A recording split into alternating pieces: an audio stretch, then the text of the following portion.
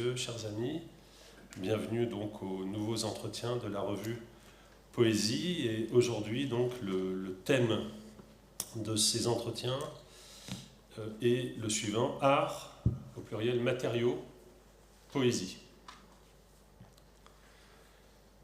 We are such stuff as dreams are made on, and our little life is rounded with a sleep. Nous sommes faits de la matière dont les songes sont fabriqués, et notre petite vie est entourée de sommeil, déclare Prospero dans une des plus célèbres tirades de La Tempête à la scène 1 de l'acte 4. Le lexique du magicien est on ne peut plus clair au moment où il défait les effets de ses prestiges. Le matériau dont nous sommes faits est celui dont sont faits les rêves. Et vous aurez reconnu au passage la valeur que le théâtre baroque accorde aux illusions, aux prestidigitations, à l'éphémère, au passage. Mais pour accéder à cette vérité du rêve, Shakespeare recourt au terme stuff. Ce mot venu de l'anglo-normand, estuf, variante de l'ancien français estoffe, qui veut dire matière, et qui existe, Mallarmé le note dans les mots anglais, depuis le XIVe siècle. Pour dire la matière de nos rêves, il faut la matière de nos mots. Et ce n'est peut-être pas un hasard si le livre d'un de nos invités s'achève par ces mots. La richesse d'invention artistique de l'humanité est impressionnante et presque effrayante, comme l'est peut-être une tempête. Mais la tempête n'exprime que la force démesurée de la nature, quand l'immense diversité des arts et la diversité plus immense encore des œuvres expriment la puissance démesurée de la liberté humaine. Il y a là quelque chose d'immense, assurément. Bernard Sèvres, ce sont les derniers mots de Les matériaux de l'art, ne cite pas Shakespeare, qui est présent pourtant dans son livre, il ne cite pas La Tempête, mais il n'est pas exagéré de penser qu'une forme de crypto-mémoire a joué peut-être et a amené la tempête par la matière, par le matériau. C'est donc à réfléchir avec vous à la matérialité des arts que la revue Poésie vous invite pour ce nouvel entretien. L'idée en revient à Laurent Génie, dont on célèbre aussi le livre Sur l'instant, et qui, dans son esthétique du visible, a insisté à maintes reprises sur l'importance des matériaux. Pour mener cette réflexion commune aujourd'hui devant vous, et comme la poésie n'est pas seule, la revue a invité, alors c'est un peu étrange de les typer de la sorte, mais vous verrez que en fait cette manière de les typer va ouvrir des espaces plus libres. Donc la revue a invité un philosophe, Bernard Sèvres, auteur d'un ouvrage imposant, Les matériaux de l'art, paru au Seuil en 2023, une poétesse plasticienne, photographe aussi, Anne-Lise Broyer, dont vous voyez une œuvre derrière nous et devant vous, un peintre, Christian Bonnefoy, et une poétesse, performeuse, polymathe et dermotypographiée, je veux dire Camille Bloomfield. C'est dans cet ordre d'ailleurs que nous allons les accueillir. Alors attention, commencer par le philosophe, ce n'est pas ici l'instruire en guide de la visite. Vous allez le voir, il fait partie lui-même de cette visite. C'est pour ainsi dire un enchanteur enchanté. Je veux parler ici de Bernard Sèvres. À côté de ses travaux célèbres de philosophie générale, consacrés à des questions, comme la question philosophique de l'existence de Dieu, à des auteurs, Montaigne, des règles pour l'esprit, mais aussi à des objets que la philosophie semble plutôt dédaigner, puisque tu as proposé une philosophie des listes en 2010, Bernard Sèvres mène depuis 20 ans une réflexion sur l'art d'une très grande originalité qui parle à la revue, originalité par le plan même qu'elle invente. Celui, si tu me permets, d'une esthétique de l'objectivité, depuis l'altération musicale en 2002 et l'instrument de musique en 2013.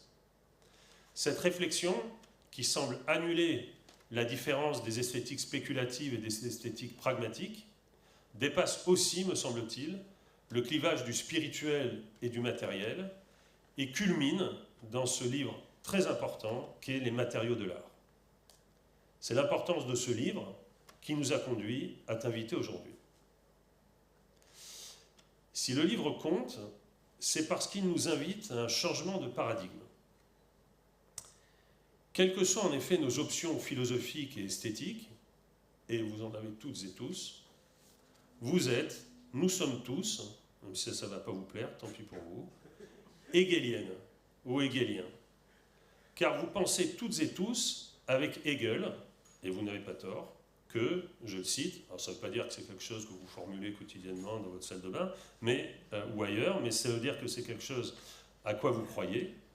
La formule suivante: le contenu de l'idée de chaque époque trouve toujours sa forme convenable et adéquate, et c'est cela que nous appelons les formes particulières de l'art. Entendez, à chaque époque, notre vie spirituelle, les idéalités, les messages, mais aussi nos sentiments, nos angoisses, nos passions, nos contenus psychiques, si vous préférez, cherchent dans l'art des formes pour les incarner, les manifester, leur donner un corps qui va permettre leur diffusion et le partage de leur présence. Et une fois que ces contenus ont trouvé des formes, on dit à nos étudiantes et à nos étudiants: vous ferez attention de ne pas distinguer la forme du contenu, ce qu'aucun étudiant et aucun professeur ne sait faire. À ce titre, les peintres et les poètes, mais les photographes aussi, partagent avec les musiciennes, les sculptrices, les sculpteurs, cette urgence de forme, et cette urgence réclame, la poétique le dit aussi, une philosophie de l'expression, aussi difficile et aussi mystérieuse que soit cette formule. Pourtant, à la différence de ce que laisse entendre la formule de Prospero, la forme n'est pas donnée comme un rêve. Elle se déploie comme un matériau. Et l'esthétique a tout à gagner à penser le rapport de la forme et du matériau pour penser la présentation de ces contenus. Car la forme n'est pas une enveloppe dans laquelle glisser nos contenus comme on glisserait des rêves dans une thé d'oreiller.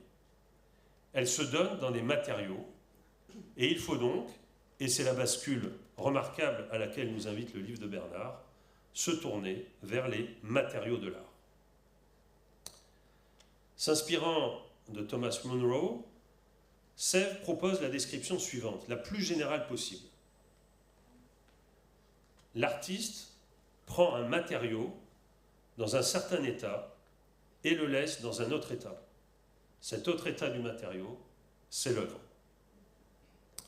Il en déduit une série de paramètres qui valent pour toute esthétique et même sans doute pour une esthétique générale.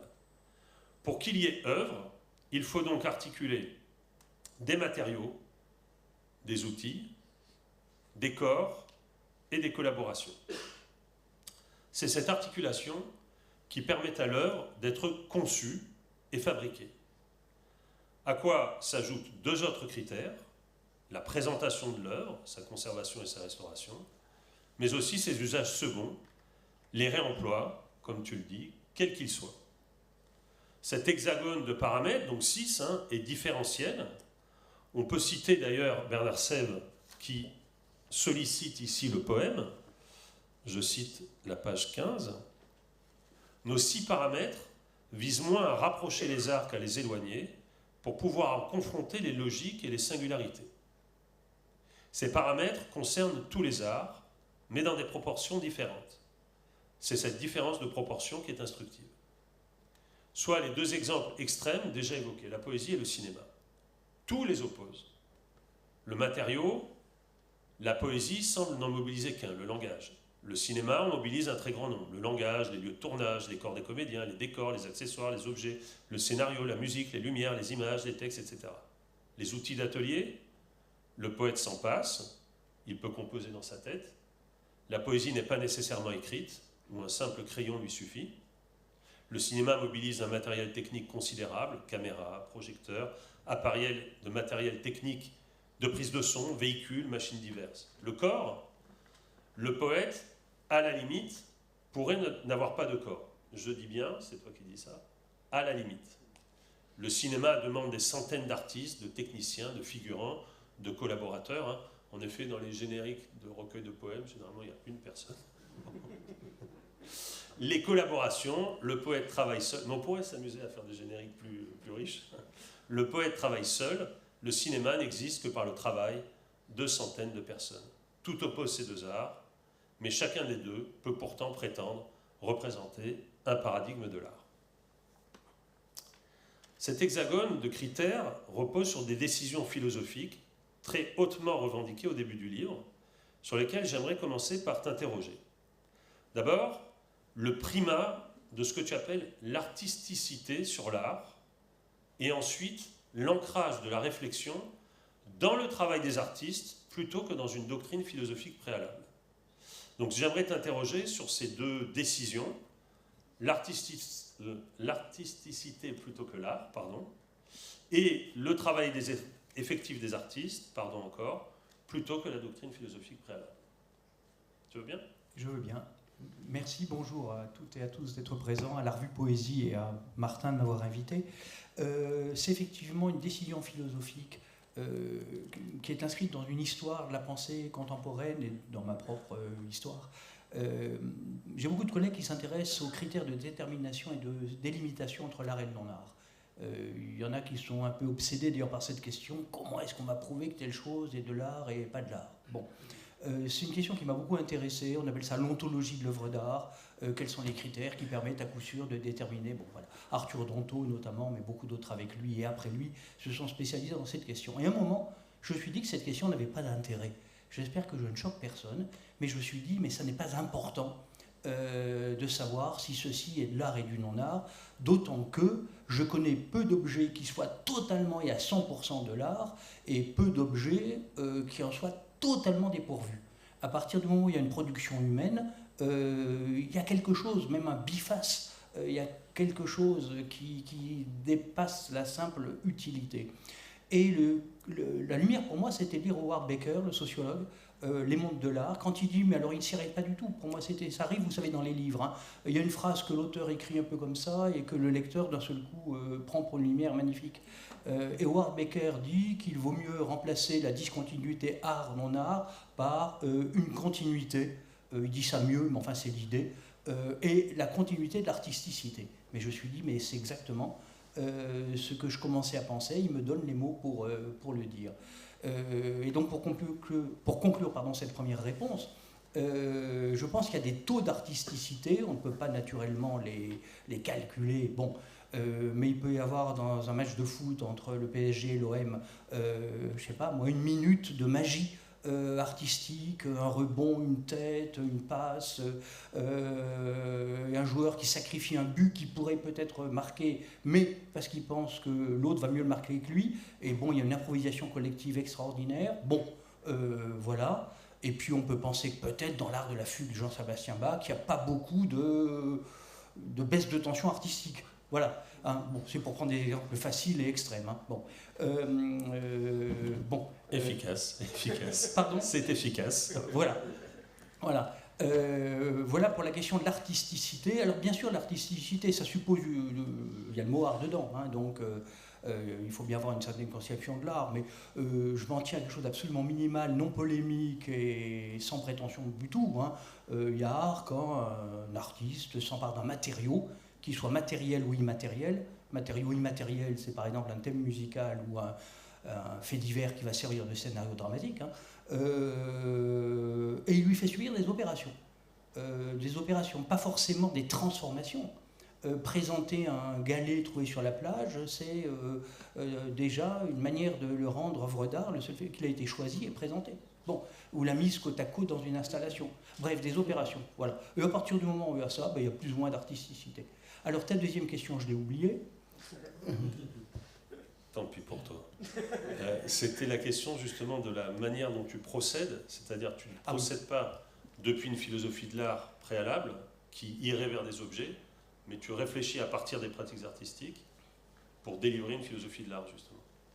Voilà. Il y a deux auteurs qui m'ont un peu inspiré, c'est l'esthéticien italien Luigi Parison et puis Étienne Souriau, qui l'un et l'autre, de manière sans communication entre eux, je pense au XXe siècle, ont soutenu l'idée qu'il ne fallait pas appliquer à la pratique artistique et aux objets artistiques une philosophie préconçue, ce que fait quand même un petit peu Hegel, et ce que font beaucoup de philosophes de l'art. Hein. Bon, je ne le reproche pas, mais je le reproche un peu quand même.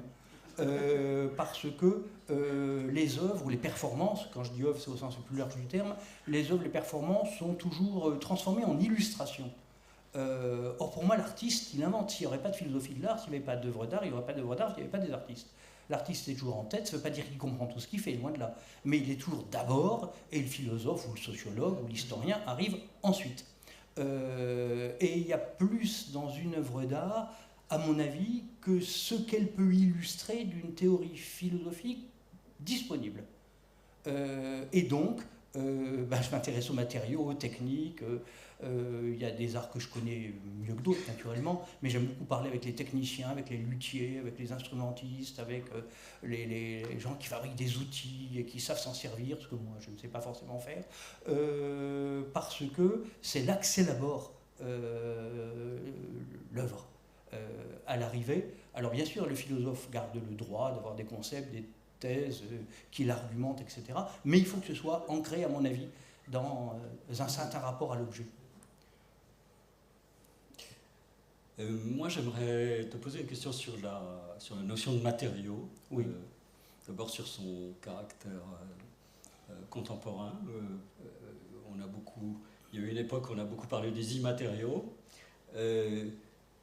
C'est une notion parfois déroutante. Tu as dit à l'instant, il y a des immatériaux immatériels.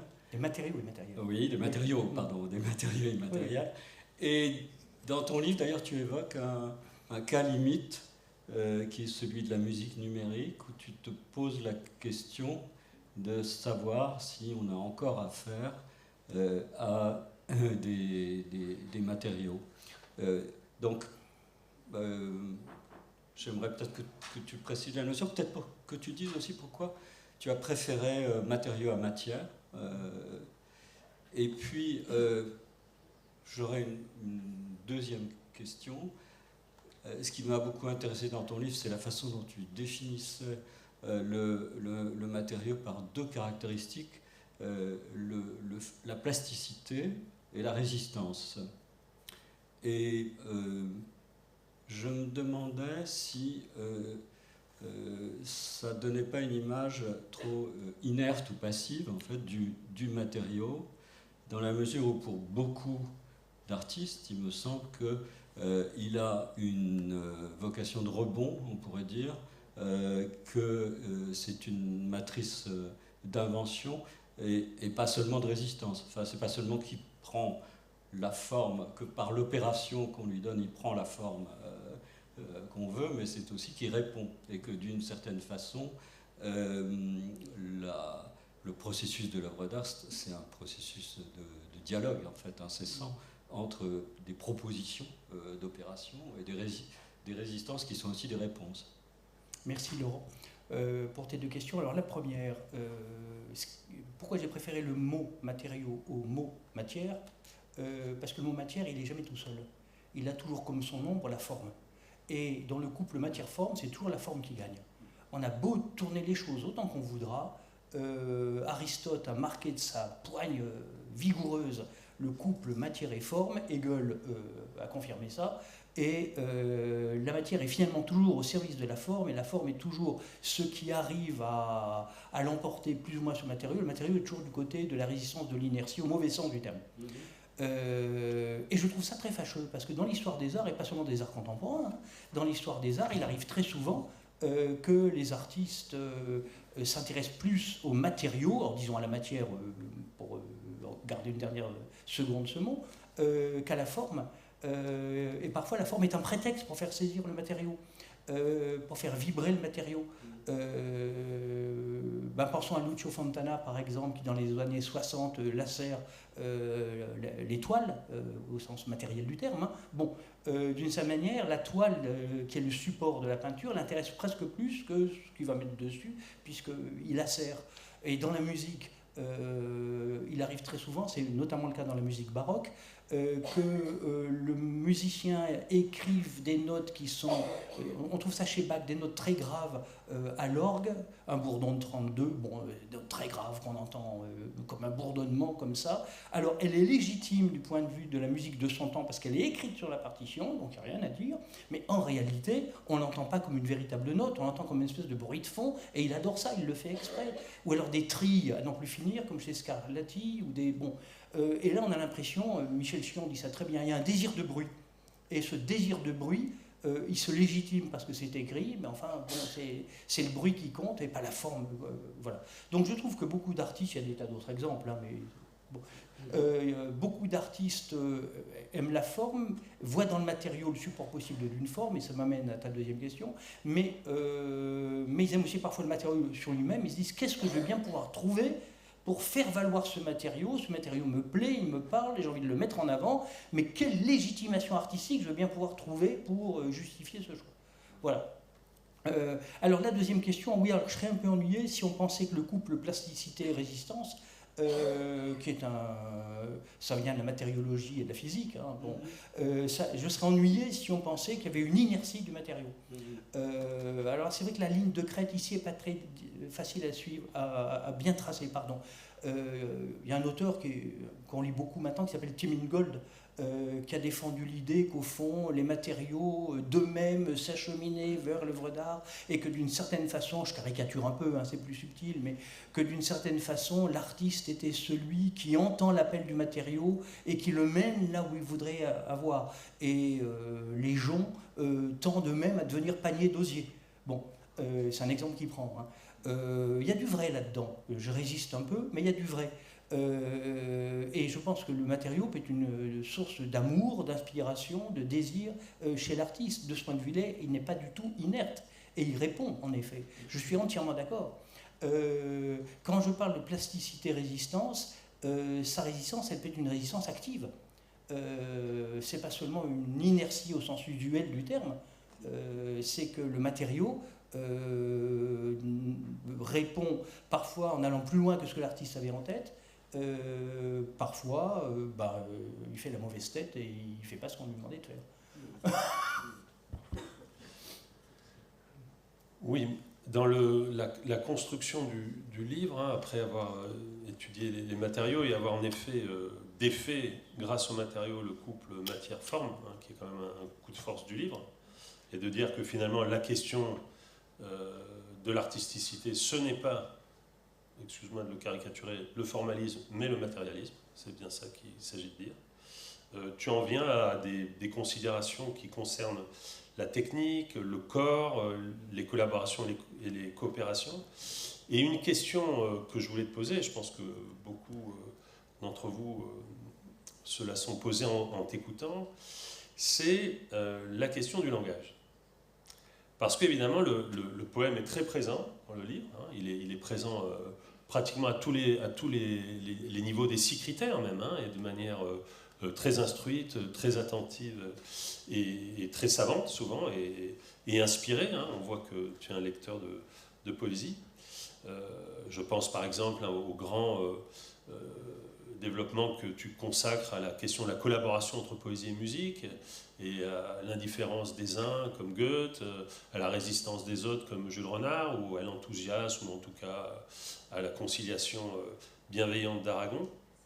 Mais évidemment, il y a une question qu'on ne peut pas ne pas te poser, c'est est-ce que tu considères que le langage est le matériau du poème, et comment tu construis ça, comment tu l'élabores. Et en lisant, moi aussi, j'ai été très sensible évidemment à la question du rapport entre plasticité et résistance. Hein. Je pensais, mais parce qu'on y pense toutes et tous tout le temps, hein, enfin j'exagère peut-être, mais souvent, et beaucoup d'entre nous en tout cas, à Crise de verre de Mallarmé. Et dans Crise de verre de Mallarmé, tu te souviens que Mallarmé s'indigne pas, mais fait état de la résistance du langage, de sa résistance phonétique, hein, à trouver justement, à faire correspondre par le son la signification des mots. Hein. Je cite hein, ce célèbre passage, hein, à côté d'ombre opaque, ténèbres se foncent un peu, quelle déception devant la perversité conférant à jour comme à nuit, contradictoirement, des timbres obscurs ici, là, clairs. Et donc, je trouvais que cette formule de Mallarmé, elle dit bien ce que tu dis, c'est-à-dire la résistance du langage. Et donc, je trouve qu'il est rare que dans un livre d'esthétique générale, puisque c'est bien de ça qu'il s'agit, et d'esthétique en plus matérielle et matérialiste, la question du poème soit aussi systématiquement posée. Et j'aimerais, parce que c'est notre objet aussi, que tu nous dises un petit peu avec le recul, hein, la manière dont tu conçois le rapport du matériau-langage au travail poétique. Et si je peux compléter la question, le langage apparaît à deux niveaux en fait dans ton travail, c'est-à-dire en tant que matériau poétique, mais aussi en tant que présentation d'œuvres non verbales. Et est-ce que tu les traites quasiment sur le même plan? C'est-à-dire, est-ce que alors qu'on est dans un rapport méta, en quelque sorte, quand, je ne sais pas, la présentation d'une exposition, le cartel, etc., sont dans un rapport méta, mais il me semble que tu les ranges quasi sur le même plan. Alors, ça sera peut-être l'occasion de faire la différence. Merci Laurent. Alors je vais répondre d'abord à la question de Laurent. Alors là, il y a peut-être de mauvaises formulations de ma part, c'est tout à fait possible, hein, mais alors je ne les mets pas du tout sur le même plan. Le langage en tant qu'il sert à présenter des œuvres, ça peut être une conférence, ça peut être un cours, ça peut être un cartel, ça peut être un titre d'ailleurs simplement. Hein. Le titre joue un rôle. Moi j'aime beaucoup la formule de Tim Bickley, je crois, qui dit le titre c'est le manche qui nous permet de saisir les objets. Le titre pour les œuvres d'art. Bon. Et donc, mais enfin c'est un usage, disons, utilitaire. Pas du tout au sens péjoratif du terme, mais quand il s'agit de faire comprendre ou de donner des indications historiques sur une œuvre d'art pour que l'auditeur, le lecteur, le spectateur y accède mieux, on est dans un usage qui est tout à fait normal, utilitaire du langage. Rien à voir avec un usage poétique. Alors bien sûr, on sait qu'il peut y avoir une sorte de bonne contamination, si on veut, entre la critique, quand le critique devient lui-même un genre. Bon, bien sûr, hein, c'est ça. Mais il y a quand même une différence. En revanche, et ça, maintenant j'en reviens à la question de Martin, le sens numéro 1 que Laurent tu distinguais, c'est-à-dire le langage poétique, alors ça a été une de mes grosses difficultés. Et pourquoi j'ai parlé tant de la poésie dans le livre? Ce n'est pas que j'en lise tant que ça. C'est plutôt que j'avais conscience, c'était mon talon d'Achille, que c'était la chose la plus difficile à traiter dans une perspective matérielle, disons, je dirais peut-être pas jusqu'à matérialisme, enfin matériel, que c'était l'art le plus... C'est fascinant la poésie, passer l'art d'une certaine manière le plus pauvre, en moyen, le plus riche, le plus ancien, celui dont un philosophe, et pas n'importe qui, Aristote, a donné une théorie complète dans la poétique, c'est le premier art qui fait l'objet d'une théorie complète d'un philosophe, et puis c'est un art qu'on peut retrouver partout. Je réponds un petit peu de biais, ensuite je réponds de droit. C'est un art qu'on peut retrouver partout. Après tout, on peut dire que tout art est poème. Il y a des romantiques allemands qui ont pensé ça, hein, qu'une pièce de musique c'est un poème, qu'un film, alors ils ne le connaissaient pas, mais bon c'est un poème, qu'une pièce de danse c'est un poème. Bon, puis après tout, il y a une poétique de l'image, il y a une poétique de tout. Voilà. Donc la poésie pourrait être un art un peu impérialiste. Bon. Mais si on l'entend dans son sens, alors vraiment langagier, quels sont ses matériaux?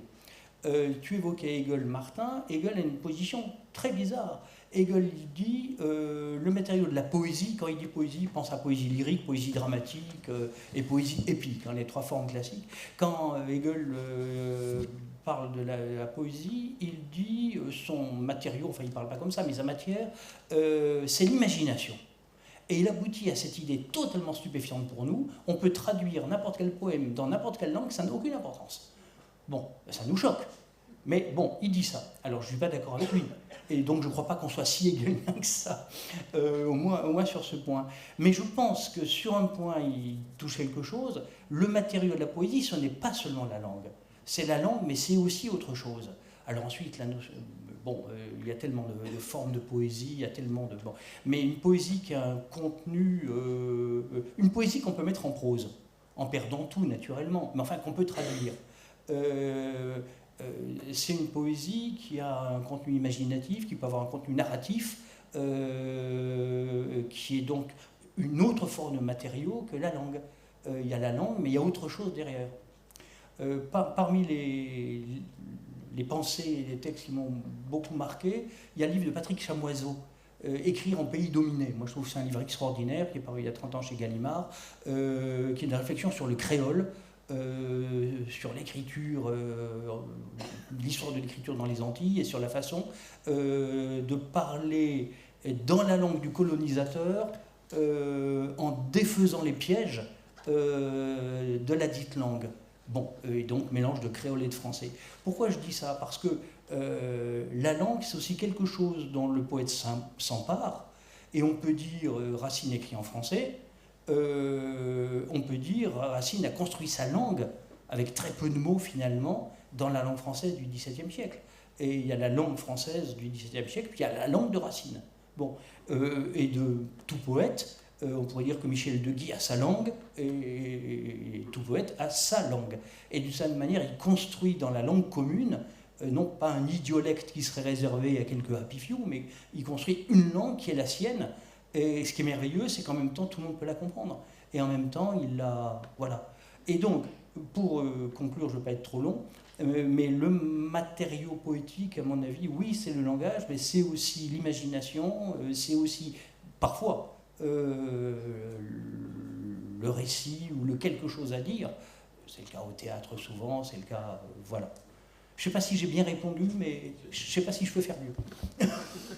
Non, en tout cas, ce qui est remarquable, c'est que tu poses au poème et à la poésie les mêmes questions dans les 6 parties du livre que tu poses aux autres arts. Et ça, si tu me permets, c'est culotté, parce que c'est difficile.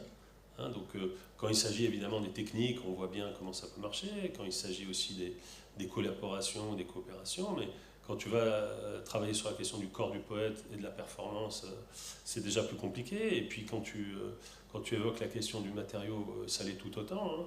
Peut-être le point de tension avec Hegel reste quand même que, pour Hegel, hein, la nécessité qui se pose dans l'esthétique, me semble-t-il, c'est que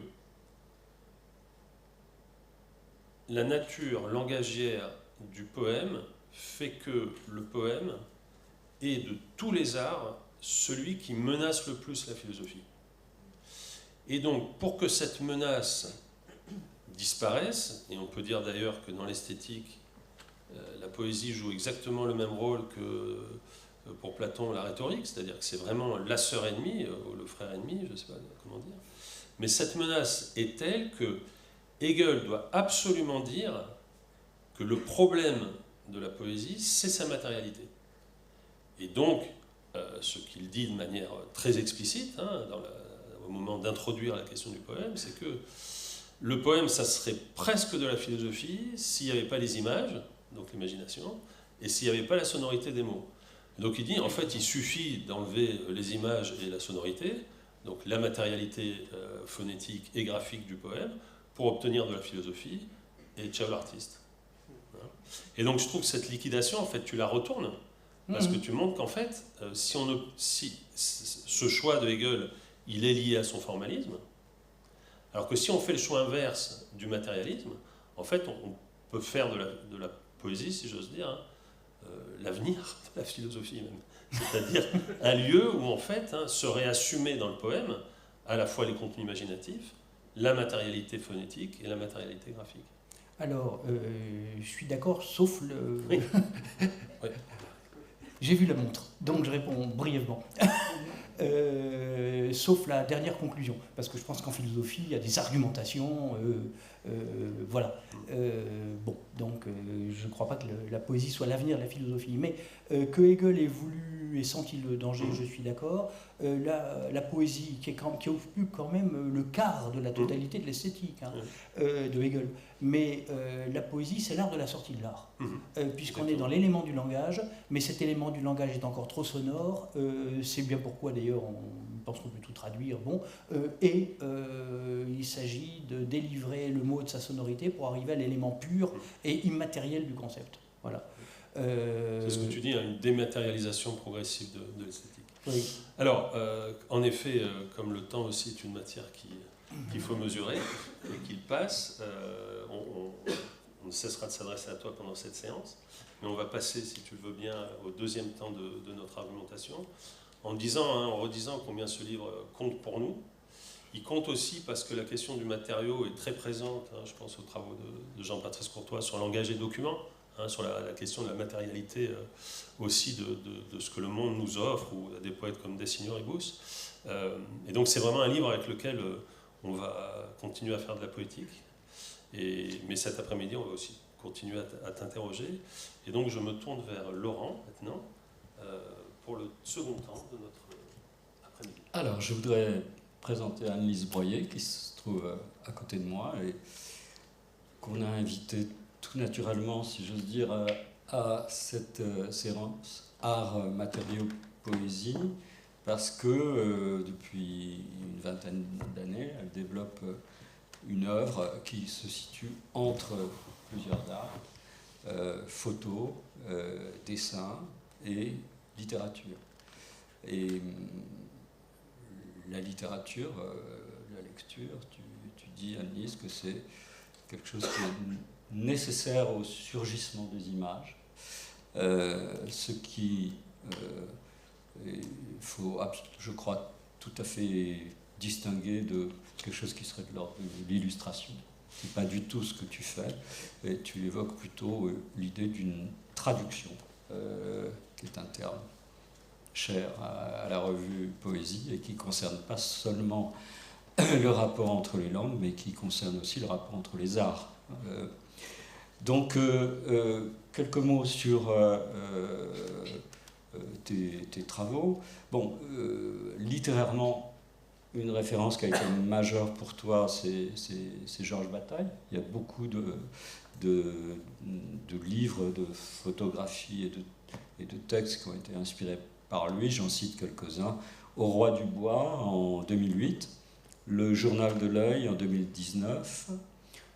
Tu as encore en cours une série de photographies qui s'intitule Le langage des fleurs et qui fait directement référence à un célèbre article de Georges Bataille.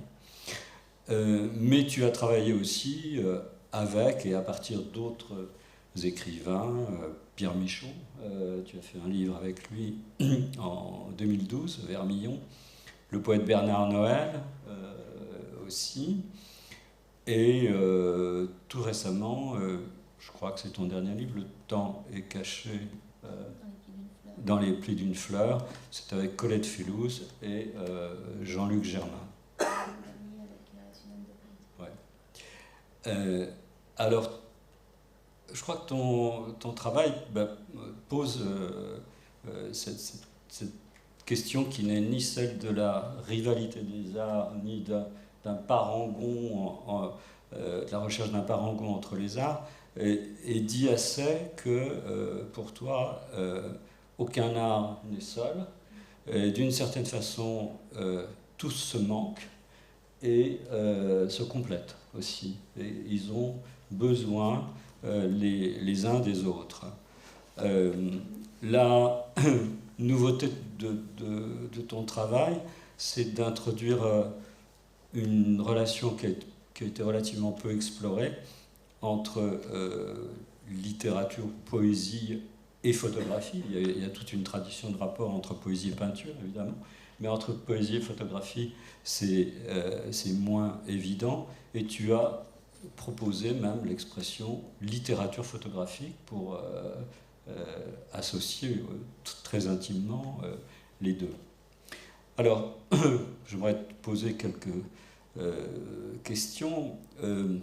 À propos de photographie, au fond, il me semble que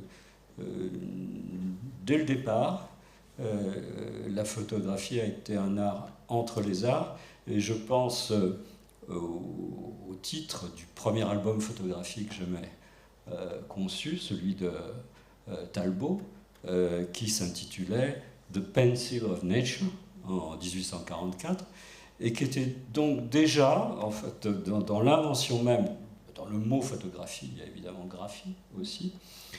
Mais The Pencil of Nature, plus précisément, associe quelque chose qui est l'ordre du crayon, de l'écriture de la lumière, du dessin et de la photo.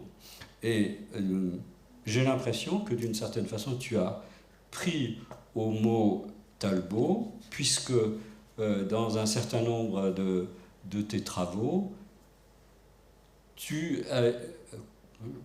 c'est toi qui me diras le mot exact, je ne dirais pas corriger, mais qui prolonge la photographie par le dessin. Et ma première question, ça serait sur la façon dont tu conçois ces rapports entre le crayon, en fait, et la photographie, comme une sorte de développement. Peut-être que oui. Alors, en fait, il y a un mode... j'ai prévu une sorte de déroulé d'images qui va fabriquer une sorte d'arrière-pays, voilà, un arrière-plan. Vous pouvez découvrir comme ça des séquences de mon travail. Ça va être en boucle, donc vous allez les voir et revoir et elles s'éclaireront, se verront différemment au fur et à mesure que je parlerai d'elles, puisque vous les verrez en sachant après. Donc d'abord le mystère et après on vient un petit peu coller le discours. On est plus, je vais plutôt vous faire rentrer dans mon atelier, on est plus dans une logique de travaux pratiques avec moi. On va être dans le geste. Donc c'est vrai que pour moi c'est d'abord le texte, avant tout. Donc il y a eu d'abord, avant de prendre le dessin, il y a eu d'abord une expérience effectivement très forte du regard et de l'expérience de la littérature par le regard. En fait, il a fallu d'abord fabriquer ce processus, parce que moi, c'est le processus qui m'intéresse plus que l'image elle-même. C'est comment l'image monte. Et en fait, en lisant ton livre, ça m'a rappelé, j'aime beaucoup ces pages aussi où tu évoques Joyce et ses épiphanies. C'est un caractère chez Joyce qui est peu évoqué, en fait, puisque c'est très peu connu. Et en fait, moi, j'ai recherché ces trois raisons qui ont fait que j'ai cherché un processus de fabrication d'images avant même d'y aller. En fait, je n'ai pas fabriqué d'images avant d'être invitée à le faire par le texte ou des expériences du regard. Donc il y en a, je vais vous mettre un peu dans le secret, il y en a une qui est très ridicule et naïve, hein. Enfin voilà, on remonte à l'enfance. Il faut imaginer une enfant de 8-12 ans dans un village, voilà, et il n'y avait pas d'art chez moi, pas de livre non plus, si ce n'est un par mois qui arrivait avec l'abonnement, le livre du mois. Donc je vais vous faire rire parce que donc j'ai fréquenté l'église, j'étais enfant de chœur. Et j'ai écouté comme ça les sermons et on parlait beaucoup d'apparitions et en fait j'ai été très vite en quête d'apparitions.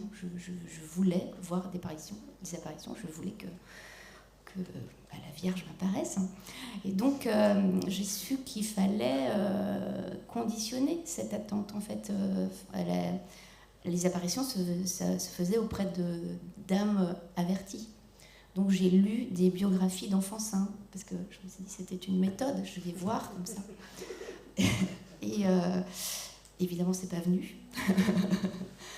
Et j'ai glissé peu à peu vers la lecture, glissé vers la littérature, la poésie, et je me suis rendu compte que par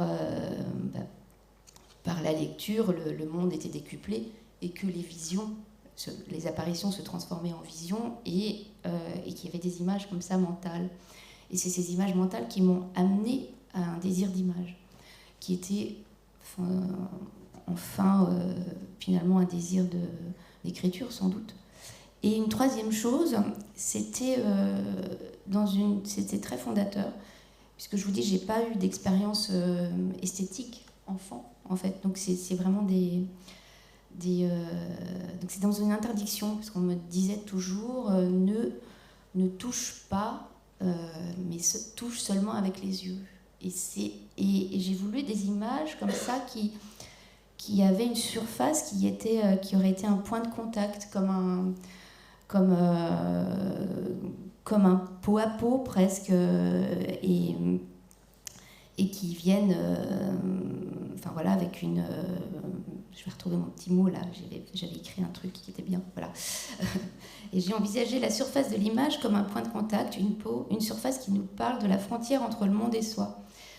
Cette surface qui serait une peau douce. Et donc, en fait, mes images, elles vibrent et elles apparaissent dans ce frisson de l'interdit de l'enfance. Enfin, ça, c'est quelque chose que j'ai mis en condition. Et au moment de la prise de vue, en fait, je suis toujours cet enfant à qui on a interdit de toucher, mais qui veut toucher.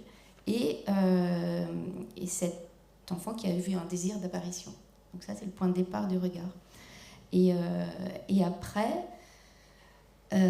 donc ce processus de fabrique d'images par la littérature, cette reconnaissance de choses déjà lues, de traduction d'univers littéraire, de comment on traduit un texte d'une langue à une autre, c'est comment on traduit à la fois le son et le sens. Moi, j'essaye d'avoir comme ça des équivalences à la fois d'une émotion littéraire, mais d'un univers. Donc, je vais sur les lieux d'un écrivain, je vais essayer d'aller là où l'écriture a éclos, et j'essaye de faire remonter ça. Et donc, il y a un dialogue entre ce que j'ai vécu de cet univers littéraire et ce que j'essaye de retrouver, de faire remonter. Donc, le processus m'intéresse. Le tirage arrête ce processus. Et Martin, vous disiez que, il y a un passage que j'aime beaucoup. Je cherche mes notes pour pas vous traduire. C'était par rapport à la poésie, justement. J'arrive. Voilà. Vous dites que le poème est l'art qui prend la difficulté de langage au sérieux, et cela part d'un empêchement, et le poème va au bout de la langue, et c'est sa montée qui est belle, et son éclosion est souvent déceptive. Et en fait, cette déception, je la connais. C'est-à-dire que j'arrive à l'image, comme ça, j'ai cette image flottante, tout le processus, j'ai une passion pour ce moment-là, et j'ai l'image, et ça s'arrête. Voilà. Et en fait, ça s'arrête aussi dans le dialogue, je trouve, parce que j'aimerais que l'image, que ce processus de révélation soit partagé. Et donc, j'ai fantasmé une image qui serait mouvante, et par là émouvante. Et donc, j'ai introduit le dessin à la mine graphite sur le tirage argentique, de manière à ce que ça fabrique des images hybrides et qui rejoue aussi la difficulté qu'a eu la technique de la photographie. On n'a pas eu de difficulté à enregistrer l'image, mais on a eu du mal à la fixer. Et moi, j'aime bien qu'elle flotte. Enfin, ça rejoint mon image mentale, celle qui est derrière la rétine, voilà, et qui est dans ma boîte crânienne.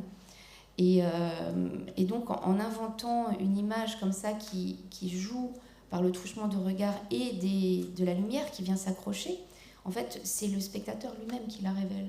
C'est son regard, c'est-à-dire qu'il y a mon regard qui invite à regarder et qui fabrique une image qui bouge tout le temps, en fait, et qui rejoue et qui se révèle. Donc on est dans la magie, on est peut-être dans les apparitions que je recherchais. Et voilà, et puis pour le coup, c'est une façon de toucher aux images. Exactement. De passer par-dessus cet interdit, il ne faut pas toucher. Complètement, puis en plus sur les grands formats... D'ailleurs, je dessine sur une table qui est particulière. Je suis à moitié couchée dessus. Enfin, c'est des grands formats. Et cette table, c'est... donc, Martin, vous aviez utilisé ce mot éclosion. En fait, c'était une table où mon grand-père faisait le tri des semences. Et donc, il y avait les graines qui étaient posées sur cette table. Donc, c'était un lieu de floraison possible et d'éclosion possible. Et donc peut-être que moi je cueille comme ça, c'est ce qui a été un peu semé avant, des restes de gestes de mon grand-père qui a trié des semences. Voilà, et puis il y a aussi donc ce geste j'aime bien interroger la technique de la photographie en fait. la matière première de la photographie était absolument magique. C'était des négatifs positifs, les daguerréotypes. Enfin, c'était des matières complexes. C'était à chaque fois, mais qu'est-ce que c'est? Enfin, voilà, il y a un émerveillement en fait. Et moi, j'aime ça. J'aime convoquer ça chez le spectateur. Voilà. Et d'ailleurs, tu as participé à une très belle exposition photographique à la BNF qui s'intitulait justement Épreuve de la matière, et qui montrait à quel point la photographie expérimentale aujourd'hui faisait remonter justement le matériau ou les matériaux, parce qu'ils sont très très divers en fait et cette exposition aussi croise des techniques, des matériaux de tout âge. Depuis l'invention de la photographie, c'est révélé d'une inventivité très, très grande. Tu as exposé justement des photographies de la série Le langage des fleurs, où il y avait ce prolongement de la photographie par le dessin. Mais c'est vrai que cette manière de dessiner, de cette réintervention sur le tirage, c'est une manière de dérégler l'image aussi, sa surface, de la rendre double, ça laisse échapper des fantômes, je pense. Les traits de lumière, les traits argentés viennent un peu comme des brisures aussi, sur lesquelles la lumière rejaillit, ça fait des fissures d'éclat. Le tirage bruit, vraiment.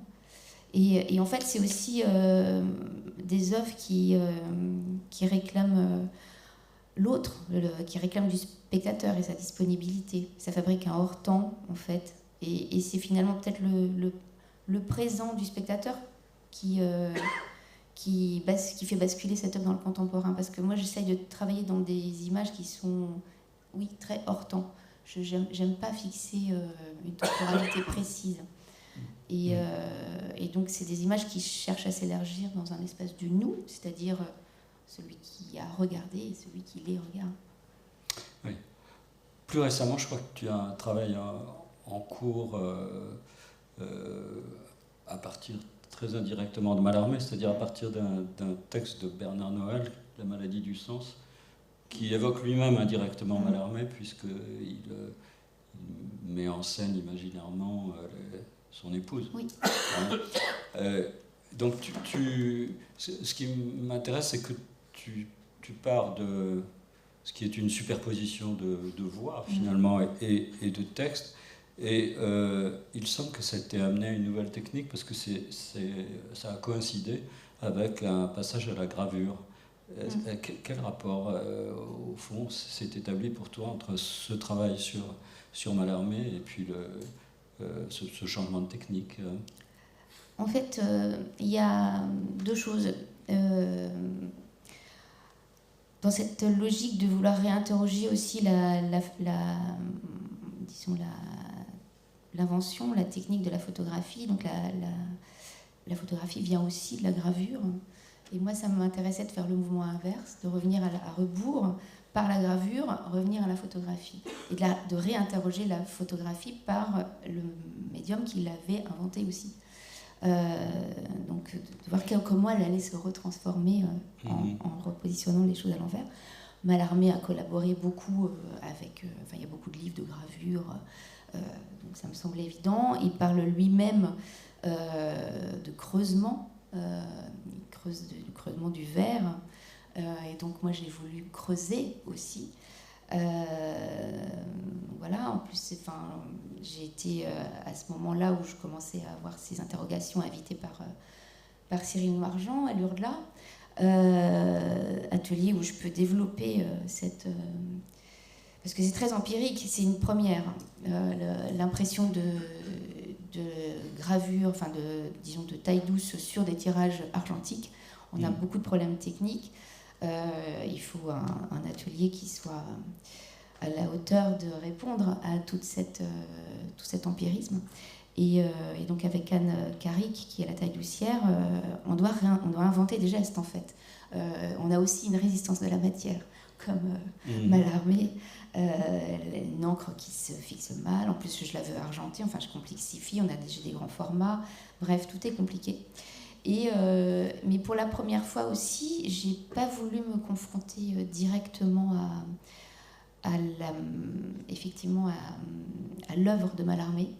Il y a ce filtre de cette fiction de Bernard Noël, mais c'est surtout je me mets à la place de l'épouse de Mallarmé, et je regarde quelque chose que je ne sais pas faire, que je ne sais pas écrire, et donc j'observe comme elle, et ça devient ma matière, ce mystère.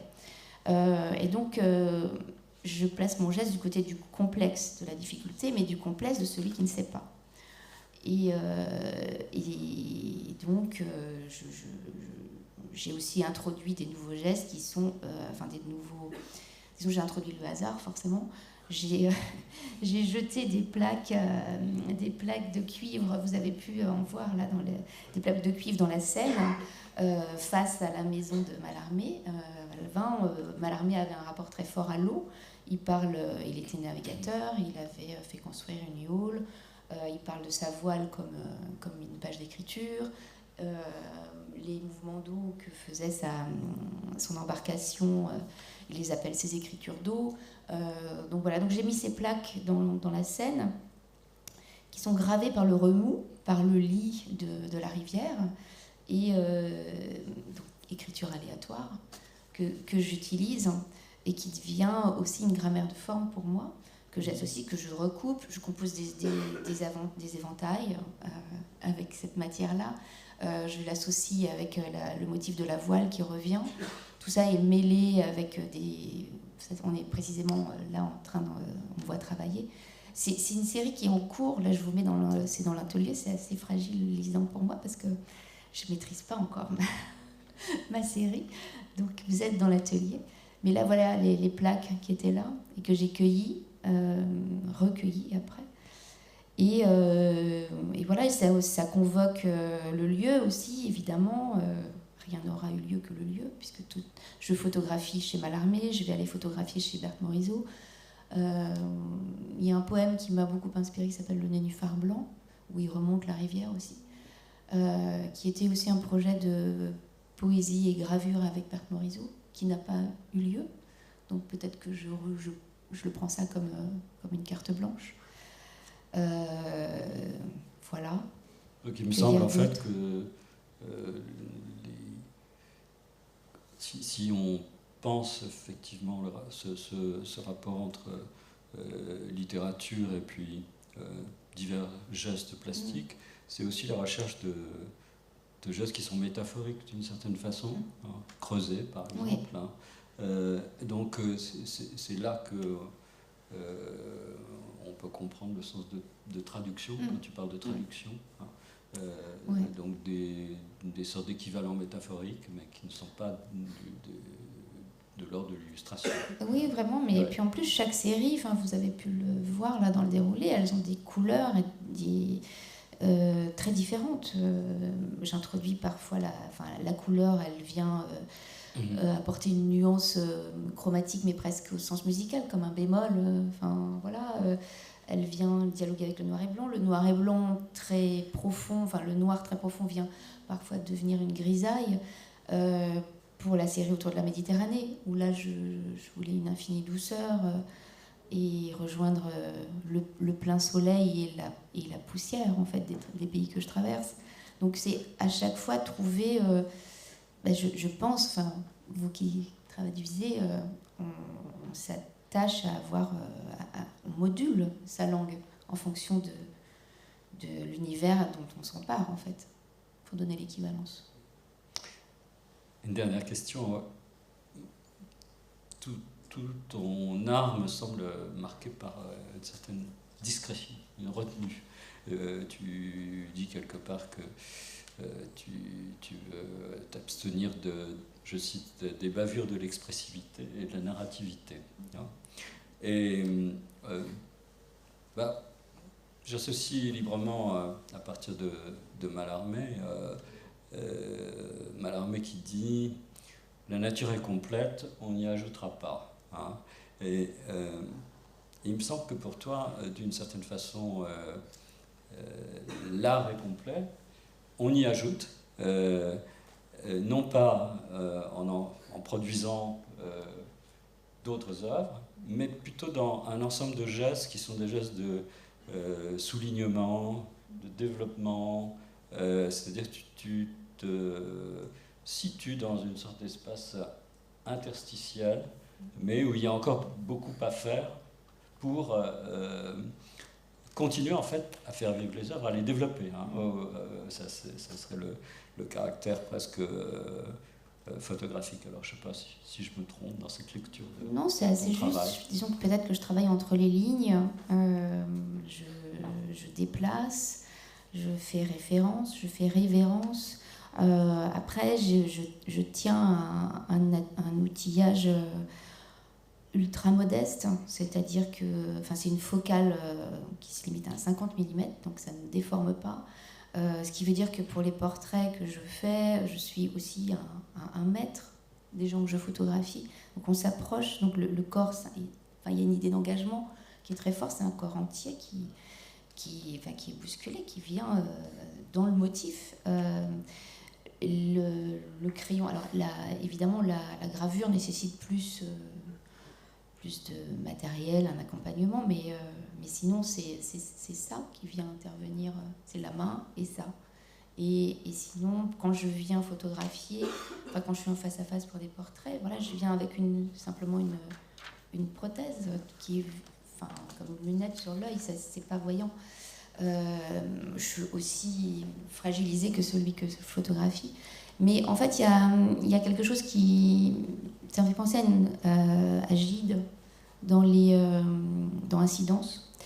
C'est pas tant en fait, c'est la réserve, je crois, le mot juste. Il parlait du classicisme. Je peux vous lire ce passage. Alors, il peut, dans certains contextes, un peu être daté, mais je l'aime beaucoup. Le classicisme est par là, j'entends le classicisme français, tend tout entier vers la litote. C'est l'art d'exprimer le plus en disant le moins. C'est un art de pudeur et de modestie. Chacun de nos classiques est plus ému qu'il ne le laisse paraître d'abord. Le romantique, par le faste qu'il apporte dans l'expression, tend toujours à paraître plus ému qu'il ne l'est en réalité. De sorte que chez nos auteurs romantiques, sans cesse le mot précède et déborde l'émotion et la pensée. Il répondait à un certain émoussement du goût, résultant d'une moindre culture, qui permit de douter de la réalité, de ce qui chez nos classiques était si modestement exprimé.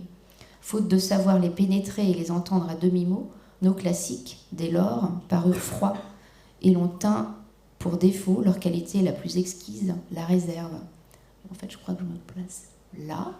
Et puis, dans une époque où l'armement est de rigueur, de venir avec peu de choses, de fabriquer des images désarmées, voire désarmantes, ça me semble une réponse un peu naturelle et presque politique. Bon, merci.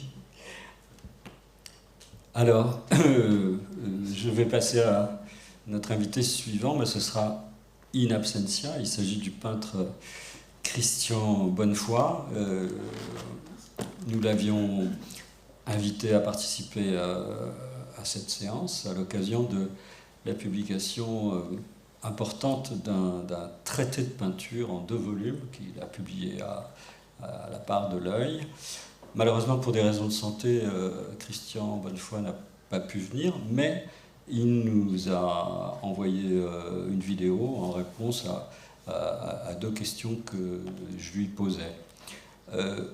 Avant d'y venir, quelques mots de présentation de Christian Bonnefoy, qui est un peintre et théoricien de l'art important, qui travaille, qui expose depuis 1977, qui a fait de nombreuses expositions à Paris, à Cologne, à New York, à Berlin, à Londres, à Tokyo, et qui a bénéficié d'une rétrospective à Pompidou en 2008, qui s'intitulait L'apparition du visible.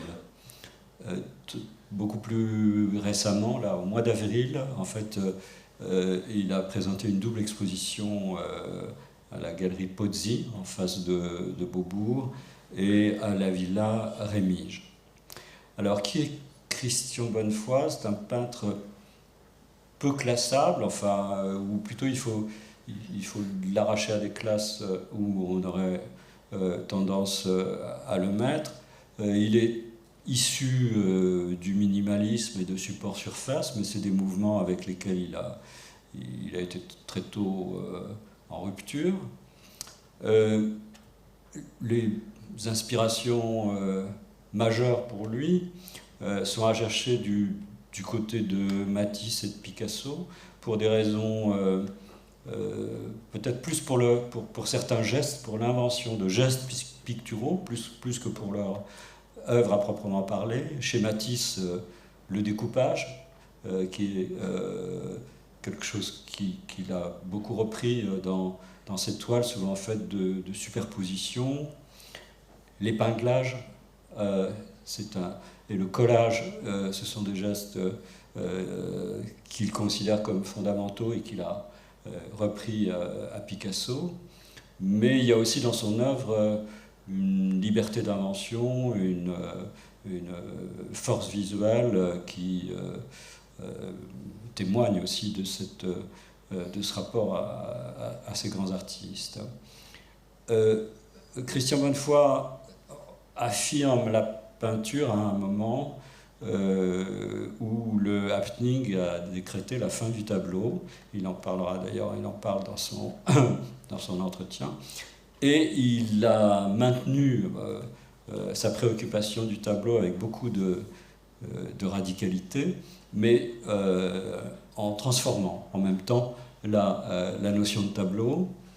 Je dirais que pour décrire vite son projet, la peinture pour lui, ce n'est pas une surface à remplir par une composition, une surface qui serait délimitée par des bords.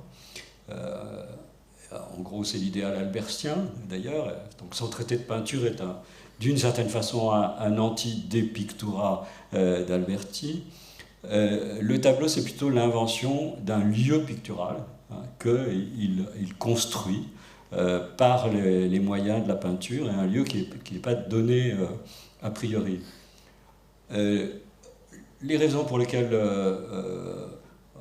on voulait le faire venir, c'est à la fois son rapport à des matériaux, d'une part, et puis d'autre part son rapport aussi à la poésie, au langage. Du côté des matériaux, il y a eu deux matériaux privilégiés, assez originaux chez Christian Bonnefoy. Il peint sur tarlatane, c'est une toile très très lâche, en fait presque transparente, qui laisse voir l'armature du tableau et qui est opacifiée par zone, et qui autorise aussi en fait une subversion de la question du recto verso. Il y a un certain nombre d'œuvres de Christian Bonnefoy qui se voient des deux côtés en fait. Une sorte de feuilletage donc du tableau. Et plus récemment, il a exploré un autre matériau qui est le papier de soie. Et c'était aussi une façon de complètement éliminer la question des bords, puisque le papier de soie n'est plus dans un cadre ni sur une armature de bois, mais il est directement punaisé au mur et il s'étend en fait dans l'espace de la galerie. C'est une sorte d'extension donc de la peinture. Et dans tous les cas, on retrouve aussi dans ses œuvres donc les gestes que j'ai mentionnés, c'est-à-dire découpage, collage et épinglage. Du côté de la théorie, donc son traité de peinture en 2 volumes, c'est pas un traité théorique au sens classique du terme. Pour en donner une idée, il y a 3 références majeures qu'il fait dans ce traité de peinture à 3 textes qui sont très hétérogènes. Le premier texte, c'est le chapitre 6 de l'interprétation des rêves de Freud, mais qui réfère à quelque chose qu'il appelle l'avant-tableau et à cette sorte de bouillie d'images et de mots qui prélude à l'invention du tableau. Un deuxième texte, c'est un texte très énigmatique de Benjamin de 1917, c'est un texte sur la peinture qui s'appelle Signes et Taches, Et c'est un texte en fait qui parle de la peau, du rougissement et des stigmates aussi, et qui est donc un texte en réalité sur la question de la profondeur et de l'émergence de la coloration. Et le troisième texte est un texte que j'aime beaucoup, La petite aventure en pleine nuit de Jean Paulhan dans la peinture cubiste, qui est un texte à la fois amusant mais qui est aussi très instructif sur l'habitation de l'espace, où Paulhan raconte que, étant rentré très tard un soir dans son atelier extrêmement encombré où dort son épouse, il tente une traversée de l'atelier dans le noir, mais après l'avoir très brièvement illuminé, et il décrit dans ce texte l'habitation de l'espace qui est la sienne au cours de cette traversée. Donc oui, c'est un traité non conventionnel, celui de Christian Bonnefoy, qui est doublé d'un lexique, et ce qui comporte aussi en fait la dimension forgerie de langage de Bonnefoy. Il s'est fait un lexique de peinture à son propre usage, avec des termes qu'on n'attendrait pas forcément dans un lexique de peinture. Je prends par exemple la lettre P, on y trouve palais, palpitation, passé postérieur, pétrir, photogramme, pollen, porosité et d'autres termes. Donc, j'ai posé deux questions en fait à Christian Bonnefoy. La première question, c'est une demande d'explicitation sur quelque chose qu'il dit dans le traité de peinture, où il dit « le temps est la matière du tableau », ce qui est une proposition un peu surprenante, enfin, surtout dans la tradition où on a l'habitude de supposer plutôt que c'est la surface et que c'est l'espace. Et voici donc la réponse qu'il a proposée. Le temps est la matière du tableau. Voilà effectivement une affirmation un peu abrupte, mais que j'indiquerai de façon plus simple et plus sensible en faisant part à tous d'une expérience commune, c'est que nous voyons et revoyons sans cesse les œuvres que nous aimons. Nous retournons, quand nous sommes de voyage en Espagne, par exemple, nous retournons voir les Ménines. Je parlerai souvent des Ménines, qui est un tableau un peu exemplaire de toutes ces questions. Eh ben, nous retournons voir et nous voyons toujours autre chose. Et si nous ne voyons pas autre chose, en tout cas, nous sommes dans un rapport de fascination. Ce qui en ressort, c'est que si nous voyons autre chose, si nous retournons voir cette chose qui est encadrée, qui est morte, qui est éteinte, soi-disant morte, en tout cas bien incluse dans son cadre, eh bien c'est que quelque chose a mûri dans cette chose inerte et que ce mûrissement fait signe. Ce qui mûrit ainsi ne peut être que de l'ordre de l'effet du temps. Nous voyons, nous revoyons et nous sommes toujours saisis par l'infinité des propositions, même si le tableau justement de Velázquez est un tableau qui a fait l'objet d'une infinité d'analyses, dont la plus fameuse et la plus belle sans doute est celle de Michel Foucault. Eh bien, une fois lecture faite des textes, le tableau reste vierge. Il y a une notion que j'ai trouvée très tardivement chez Walter Benjamin, qui parle de maturation posthume. Eh bien, je crois que c'est exactement ce qui se passe. Donc, en même temps, la question, c'est comment, s'il y a du temps dans le tableau et si ce temps peut se débloquer à certains moments, sous l'effort de notre lecture et de notre attention ou de notre admiration esthétique, c'est qu'il y a du côté de la peinture la capacité à ingérer du temps. Alors, par quel procédé? Là, nous sommes dans une situation technique et à le restituer. Alors comment ce temps peut envahir cette chose, si ce n'est cette chose, le tableau, si ce n'est dans son épaisseur. Car c'était un peu à l'origine de mon intérêt pour cette question. Quand je commence à peindre en 1974, le monde est submergé par les installations, par l'installation qui procède d'un slogan assez simple, assez sommaire, qui est la peinture est finie. Bon, pourquoi? Parce que la peinture, même s'il est de très grand format, comme les Noces de Cana, est toujours dans un morceau d'espace tout à fait relatif, tandis que l'installation, par définition, peut s'accaparer de la galerie, du musée, de la totalité de l'espace, de la ville, etc. Alors, donc je me suis dit, il y a quelque chose de vrai, c'est-à-dire le tableau, quel qu'il soit, est un petit fragment d'espace. Cependant, à partir du moment où il existe depuis si longtemps et à partir du moment où il a fait ses preuves, entre autres celles que je disais précédemment, c'est qu'il procède d'une autre matière. Cette matière-là, c'est l'épaisseur. C'est-à-dire l'infinité du tableau n'est pas dans son étendue, qui lui est fermée, mais dans son épaisseur, idée que je vais développer longuement et que je vais approfondir à travers le temps en rajoutant à cette épaisseur celle de profondeur. Et puis actuellement, je travaille sur l'idée d'un sans fond, c'est-à-dire que le déploiement pictural se fait dans l'axe un peu perpendiculaire à l'axe de l'étendue. Voilà. Donc,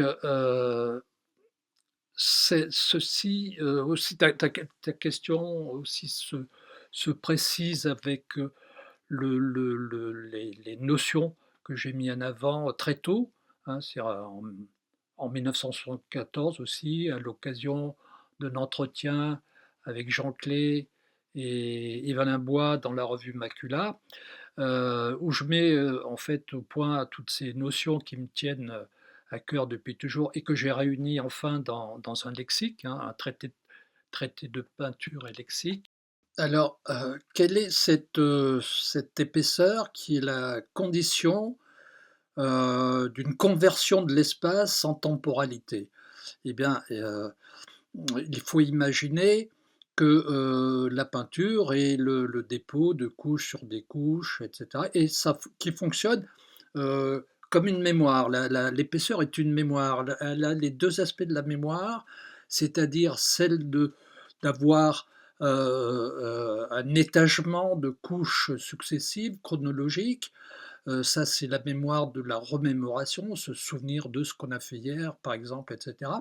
Mais également, elle a cette qualité de la mémoire involontaire. Donc évidemment, le modèle étant Proust, qui est un personnage important pour moi, pas que pour moi évidemment, mais qui est quelqu'un qui écrit, qui dans son écriture véhicule quelque chose qui est de l'ordre de la peinture. Bon, ce sera l'occasion d'en parler peut-être dans la troisième question.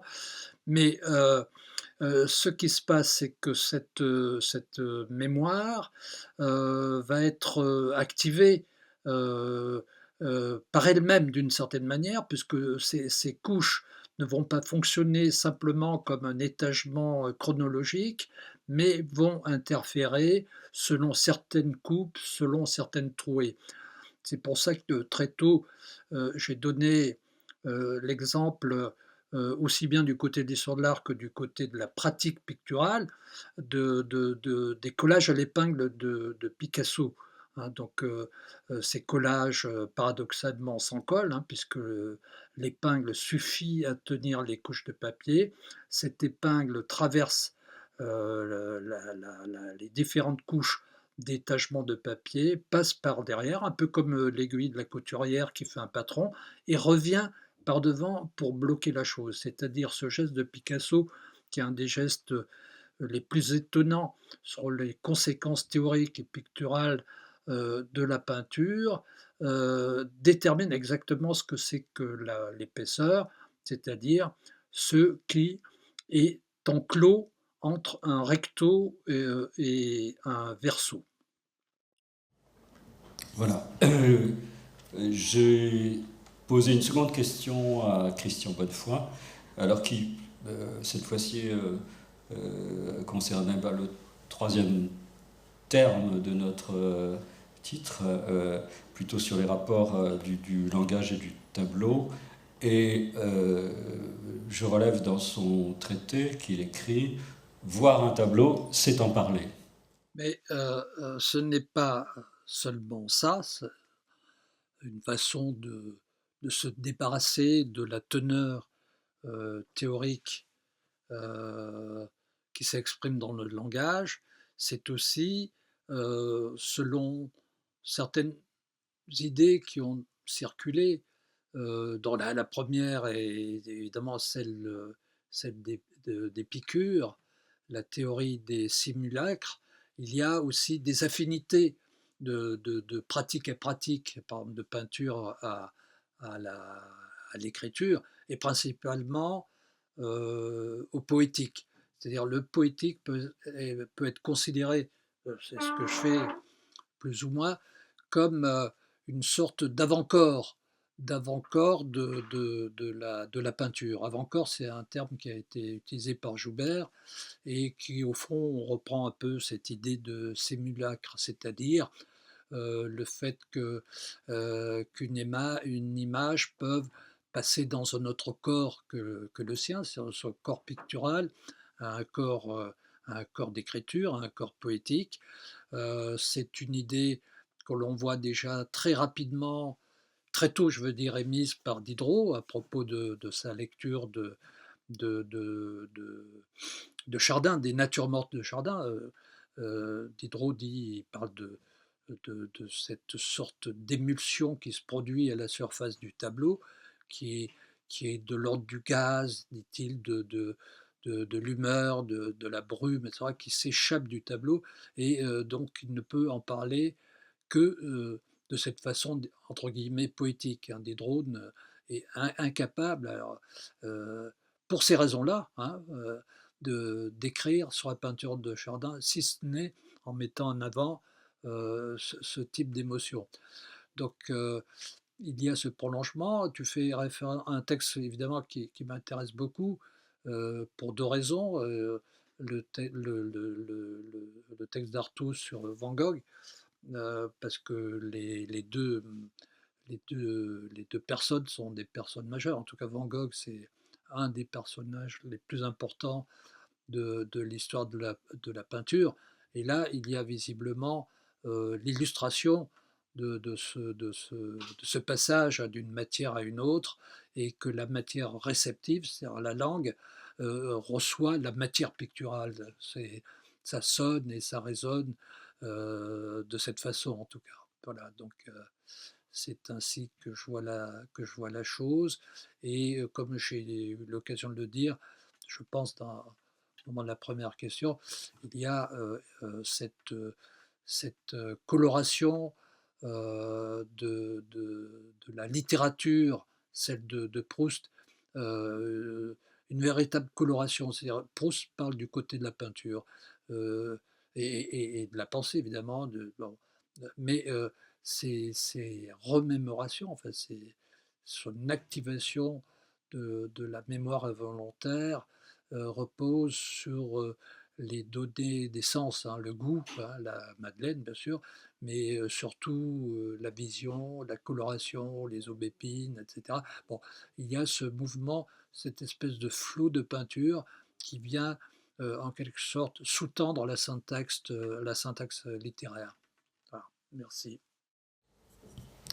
Et pour conclure donc sur Christian Bonnefoy, et dans le prolongement de ce qu'il dit, je voudrais juste citer donc dans son lexique, il y a aussi un terme qui est proposé, c'est le terme résidu. Et Bonnefoy écrit ceci: le résidu que la forme ne peut intégrer subsiste à l'état fantôme, ou bien il mute dans une autre forme, par exemple la forme langue. Et précisément, ce lexique, Ut Pictura, il parle donc de son lexique.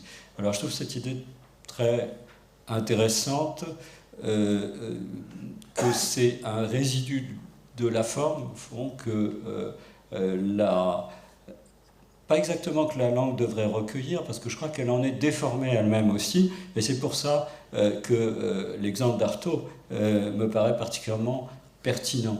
Il y a quelque chose, il y a une force de déformation, justement, qui passe du tableau à la langue, et qui est une des relations aussi entre ces arts. Voilà. Merci beaucoup, Laurent, pour cet entretien. C'est rare qu'un invité qui est absent coupe la parole à un invité présent. J'ai trouvé ça impressionnant. Et le dernier moment de notre après-midi va consister à écouter Camille Bloomfield, qui va rendre d'abord un hommage à un artiste qui a pratiqué plusieurs matériaux, et elle va nous expliquer son choix. On va faire une petite manipulation d'ordinateur. Ça ne devrait pas être trop compliqué. Bonsoir.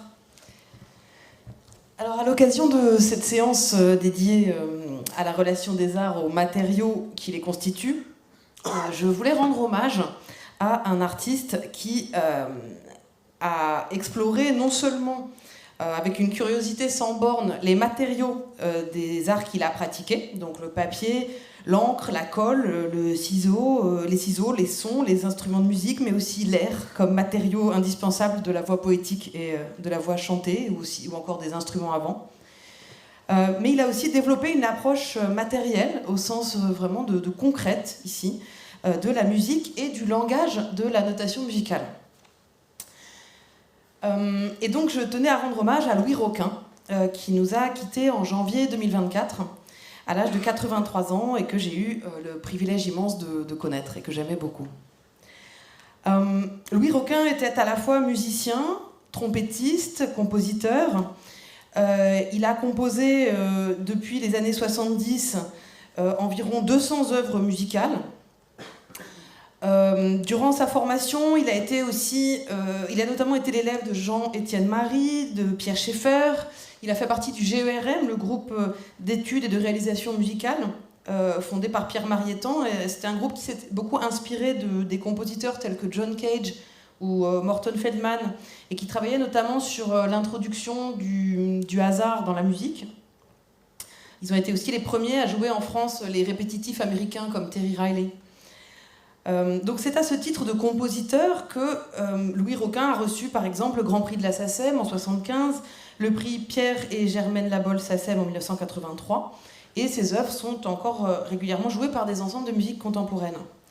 Alors quel rapport avec la poésie, me direz-vous ? En fait, Louis Roquin était autant musicien que plasticien, et c'est à ce dernier titre que moi j'ai connu d'abord son travail. Il était ce qu'on pourrait appeler, je crois sans trop se tromper, un artiste total. Il n'est qu'à observer les rubriques de sa bibliographie sur Wikipédia, qui est extrêmement bien fournie, pour le comprendre pleinement. Donc là, je vous ai montré œuvres musicales, mais voilà, vous avez aussi les œuvres conceptuelles, la discographie, les ouvrages, les expositions personnelles, les œuvres collectives, les expositions collectives, etc. Donc il a abordé la musique par le biais de l'image, mais aussi par le biais du texte. Sa vie, une bonne partie de sa vie, sont aussi étroitement en lien avec la poésie, et plus généralement avec la matière même de la poésie, c'est-à-dire le langage. Donc il est par exemple l'auteur de plusieurs volumes de journaux de sons, je vais en reparler. Il aimait à se présenter comme compositeur d'images, ce qui dit d'emblée le déplacement qui fait le cœur de son travail, le déplacement entre les arts qui fait le cœur de son travail. Il a inventé par exemple des formes. Je vais voir si je peux poser l'ordinateur, ce serait quand même plus facile. Merci.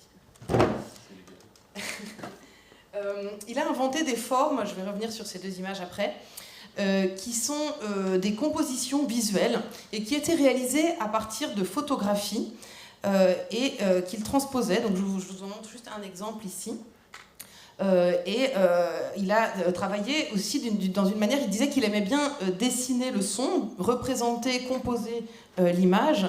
Et il m'a rappelé au cours d'un entretien qu'on a eu en 2015 dans sa maison dans les Cévennes, que l'écriture de la musique, au départ, dessinait la musique. Par exemple, un point dans une partition déclenchait un contrepoint, un tiret générait une pause, etc.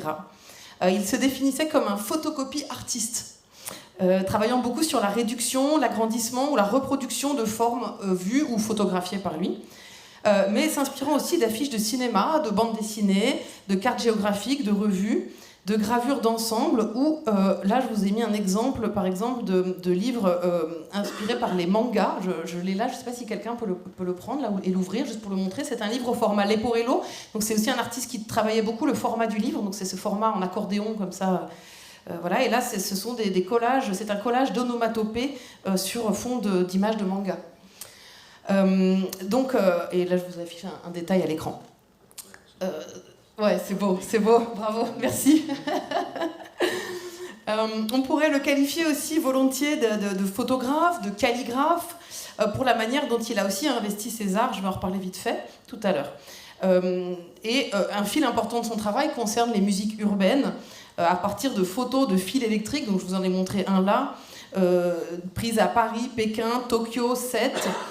Il a ensuite assemblé, travaillé et créé des soudures entre les photos et les créations des orchestrations qu'il a composées et qui miment les photos. C'est vraiment une translation de l'image pensée comme une trace sonore. Là, vous en avez un autre exemple. Je vais vous en montrer quelques autres. Ça, c'est l'extrait du journal de son numéro 4 au Japon, où on voit comment la partition ici est mêlée à l'image et au plan de la ville. Cette exploration des villes se double d'une pratique diaristique de collecte sonore et visuelle. Louis Roquin a écrit de nombreux journaux de son tout au long de ses voyages dans le monde. Ce qui l'intéressait, c'était le son hors champ, le son qui était émis par un élément représenté sur la photo, mais que l'on n'entendait pas. Donc plus grande est la distance entre ce que suggère l'image et ce que révèle le texte, plus ça l'intéresse, ce monde sonore qu'on ne veut pas entendre, ou ce qu'on peut appeler aussi ce bruit de fond des photographies. Là, je vous ai mis un exemple, juste un petit extrait de son livre La forme Berlin, le son d'une ville, livre bilingue qui est paru aux éditions d'Épal en 2008, qui est à la fois une partition, qui comporte à la fois des partitions, des photographies et des textes de Louis Roquin, où il a travaillé là à partir du bottin, de l'annuaire téléphonique de la ville de Berlin, en travaillant aussi sur les sons, les feuillages du bottin, les sons de froissage, pliage, frottage, marquage, et en portant une attention particulière aux 4 premières lettres, donc c'est ce que vous avez là sur l'exemple qui est là, aux 4 premières lettres des noms qui figurent en haut de chaque page du bottin, et qui possède pour lui une potentialité sonore. Donc une œuvre qui est celle d'une rencontre profonde entre les arts. Et quant à moi, je suis tombée sur cette œuvre, j'ai rencontré cette œuvre via mon travail sur la poétesse et performeuse Michèle Métaille, sa compagne, avec qui il a aussi construit une œuvre très belle à 2 voix. Tous deux s'étaient rencontrés dans les années 70 dans le milieu de la musique. Michèle Métaille se formait elle-même à la musique électroacoustique et ça a aussi beaucoup nourri sa poésie. Elle aussi est une artiste vraiment entre les arts. Ils ont créé par exemple cette association en 75 qui s'appelle les Arts Contigus, qui développait justement la rencontre entre les arts avec un geste de transposition. Et cette notion de transposition, c'est une notion très claire pour les musiciens. Donc transposition entre poésie, musique, geste, performance, installation, etc. Un exemple, par exemple, d'œuvre créée en commun, c'est cette œuvre 100%, qui a été publiée aux éditions d'Épal en 1998. Donc là aussi, un Leporello, donc ce format accordéon. Et 100%, c'est très étonnant, c'est une sorte de trilogie en 100 séquences qui superpose 3 niveaux du format de 3 quarts postales. Donc un premier niveau que vous voyez tout au-dessus, qui est l'orchestration visuelle imaginaire composée par Louis Roquin à partir de gravures d'instruments. Le deuxième niveau, c'est la partition pour 7 solistes d'alto. Et donc la partition mime visuellement les grands traits de l'image. Et en dessous, vous avez le poème en 3e niveau de Michèle Métaille qui comporte un mot qui contient le son 100 et qui n'exploite que les lettres de ce mot. Donc ce qu'on appelle un beau présent à l'Oulipo. Donc voilà, quelques orchestrations visuelles, je vous en montre juste un petit détail. Et son idée, c'était que plus on voyait en gros un instrument, plus on l'entendait fort dans notre tête. Donc il y avait un lien immédiat qui pouvait se faire entre la vue et le son et l'imaginaire. Parmi les autres œuvres qui m'ont énormément marqué, l'un l'autre Esperluette, voilà, qui est là aussi, très très beau livre aussi, publié aux éditions Marcel Le Poney en 2008, et précédé d'un entretien avec Christelle Loquet et Jean-Luc Parent. Et là, on y découvre un Louis Roquin calligraphe, qui s'inspire des méthodes de la calligraphie chinoise pour explorer d'une main de maître, à mon avis, toutes les facettes de ce signe si beau, l'esperluette, tandis que Michel Métaille, elle, transpose par un couple de mots au milieu de la page, donc certaines des caractéristiques du geste calligraphique. Donc là, en l'occurrence, vous avez par exemple la chair et l'évidement, ou l'entrave et la vivacité. Donc en une étroite connexion du texte à la calligraphie, à l'image de cette étroite connexion qui unit ce couple d'artistes. Et je pense aussi à une autre œuvre de Louis de photographie, cette fois qui s'appelle Jour contre jour, qui est constituée de plus de 13 000 portraits de Michel Métaille, contenus dans 32 boîtes et qui ont été faits jour après jour de leur vie commune. Donc voilà, connexion, transposition, deux termes qu'on peut vraiment employer pour décrire l'œuvre de Louis Roquin, qui a donc exploité les qualités plastiques de l'écriture musicale pour composer des œuvres visuelles. Je vais juste... voilà, il y a tout un pan de son œuvre aussi qui porte sur l'écriture musicale. Donc, par exemple, 31 réflexions de son, des partitions qui utilisent les signes communs à l'écriture et à la musique. Par exemple, le soupir, le tiret, le point devant, le point dessus, la virgule, etc. 1001 ou encore au signe, un superbe travail de calligraphie sur les signes de l'écriture de la musique. Et donc pour terminer ce bref hommage, je voudrais faire entendre un extrait d'une pièce de 13 minutes qui s'appelle Iode, qui met en jeu les sons provoqués par la mise en vibration de la colonne d'air, d'une colonne d'air, donc soit la colonne d'air de la voix, soit celle des instruments à vent, en l'occurrence la trompette, qui est jouée ici par Louis Roquin, la voix est de Vincent Munro. Voilà, cette pièce montre que, enfin, ce qui diffère essentiellement entre ces différents sons, c'est leur degré d'aperture. Donc c'est sur cette aperture que travaille Louis Roquin, et c'est une sorte de pièce très progressive, disons. Et ce qui est recommandé sur le disque, c'est que le mixage fait partie de l'interprétation et peut évoluer en faisant, en opérant avec tous les artifices possibles, plus ou moins vers la voix ou plus ou moins vers la trompette. Donc la progression de la pièce se fonde sur l'accumulation des phénomènes sonores du langage. Donc consonnes, voyelles, ensuite syllabes et ensuite mots qui sont extraits de textes.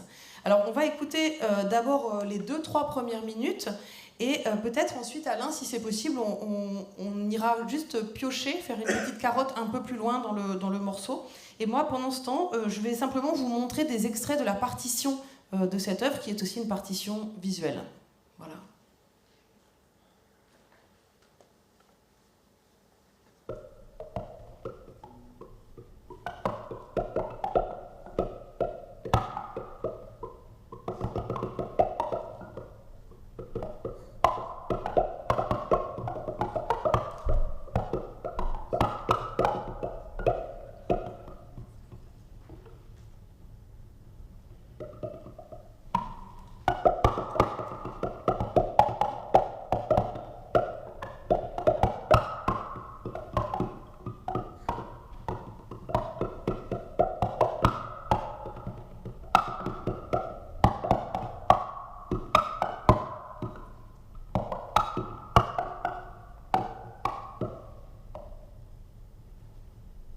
Est-ce qu'on peut avancer un petit peu du coup ?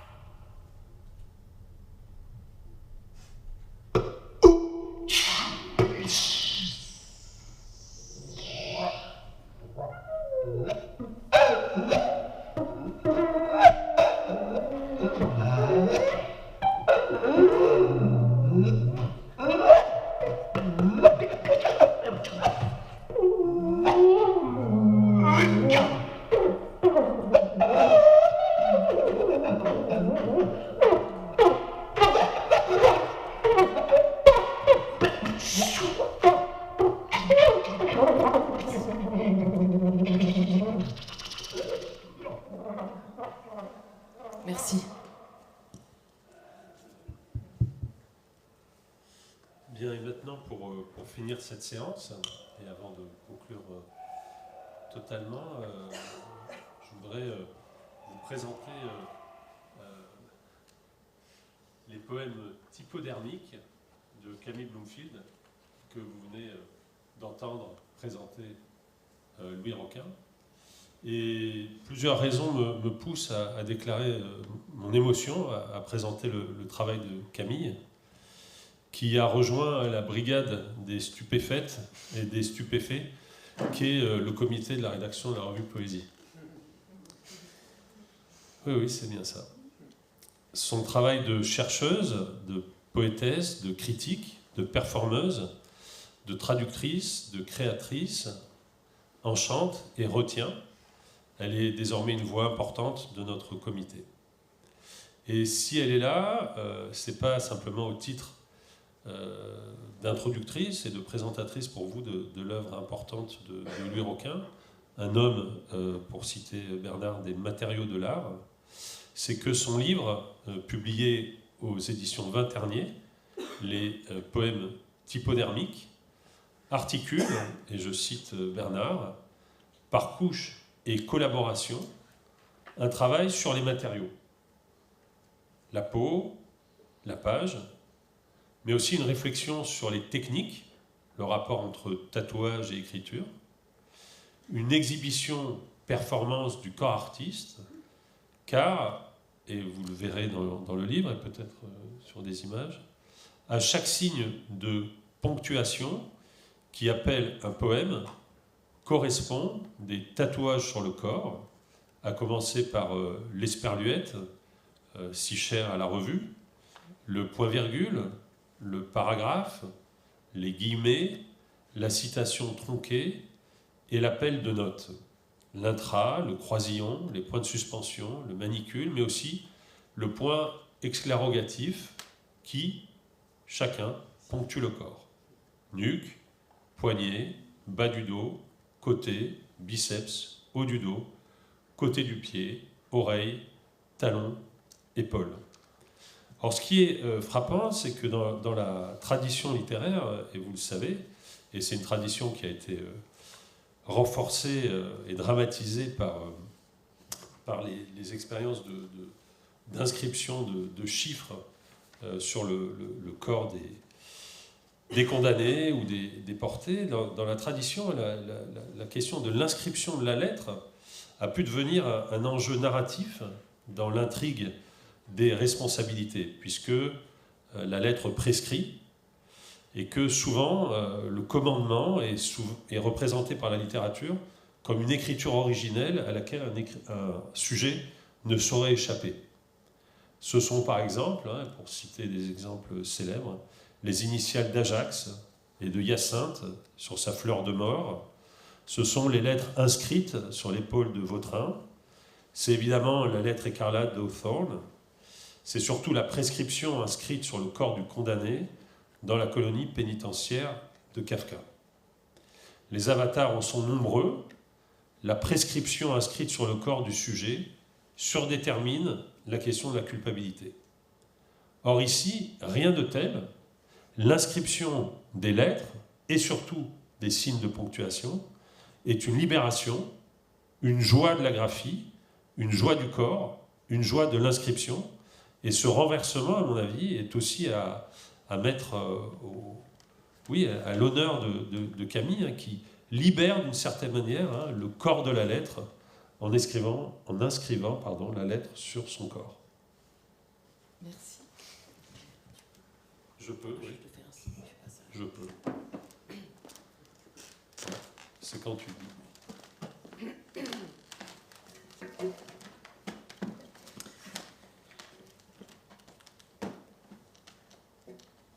Je vais bien sûr commencer par l'esperluette, qui m'a été inspirée par le livre L'un, l'autre, Esperluette, dont j'ai parlé tout à l'heure. Ouverture. À l'origine, au bord de mon silence, il y a eu l'esperluette, Laisse ma perle, ma luette en laisse, l'espère lien, l'espère lui, hein. L'épelante, la liante, appelant absente, la désirante d'un présent qui me prolonge, d'un E à un T, d'un E à un tu, à jamais ligaturé, parfois suivi d'un C, seul. Étymologie, et, per lui, et.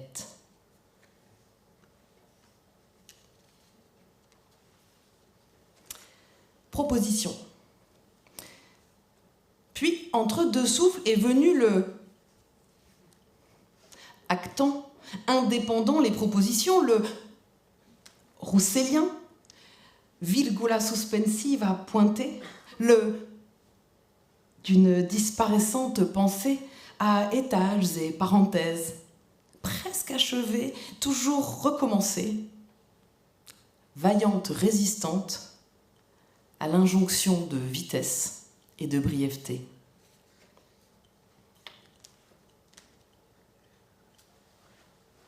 Credo.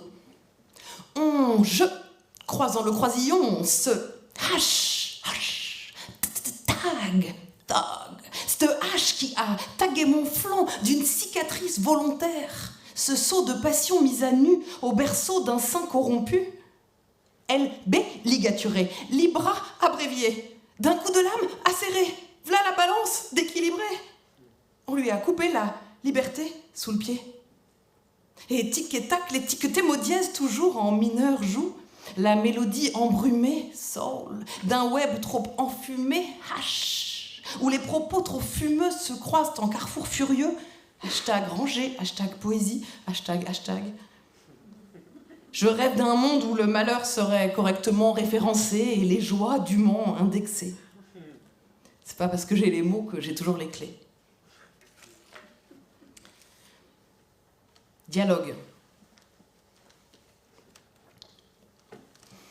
Garder avec elle un dialogue ouvert, bien que et mince filet s'écoulant péniblement d'une bouche chevronnée, comme agrafée, au risque de finir à jamais dépareillé, ne pas refermer les guillemets. Et un dernier. Pas encore. On va passer celui-là. Ça, c'était le point exclaratif. Envoi. On y est. Ça y est.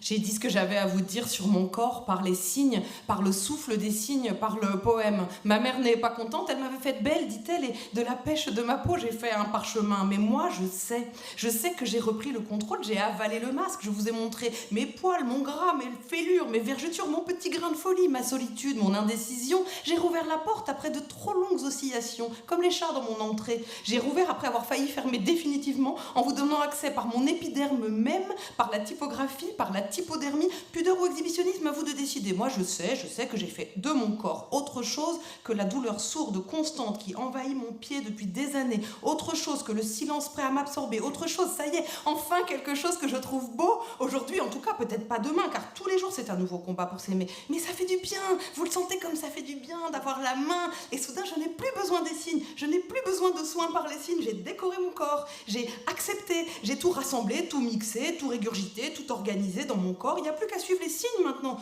les invitations, l'autre y est bienvenu maintenant, je lui ai fait de la place, tant qu'elle sait lire les signes, et entre les signes, tout se passera bien, il y aura du jeu, de la malice, il y aura des choses à redécouvrir, et il y aura même de l'amour, et qui sait, il y aura même du lyrisme, et même des anaphores, oulala, qui sait, et de l'ironie, et soudain, je respire, et j'arrive même plus à parler tellement je respire, et en fait, je dois vous quitter là, c'est mon urgence, enfin, aller respirer à grands poumons, c'est mon urgence, merci de m'avoir entendu, à vous de jouer maintenant.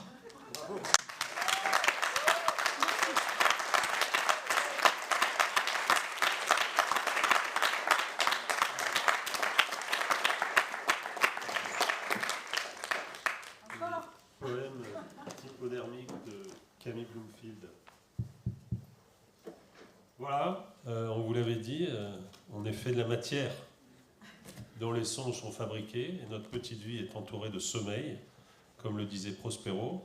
Vous avez entendu tour à tour Bernard Sèvres, Alice Broyer, grâce à Laurent Génie, Christian Bonnefoy, et vous avez entendu et vu lire ses poèmes Camille Bloomfield, qui a aussi donné voix au travail de Louis Roquin. C'est ça la revue Poésie. Je vous remercie.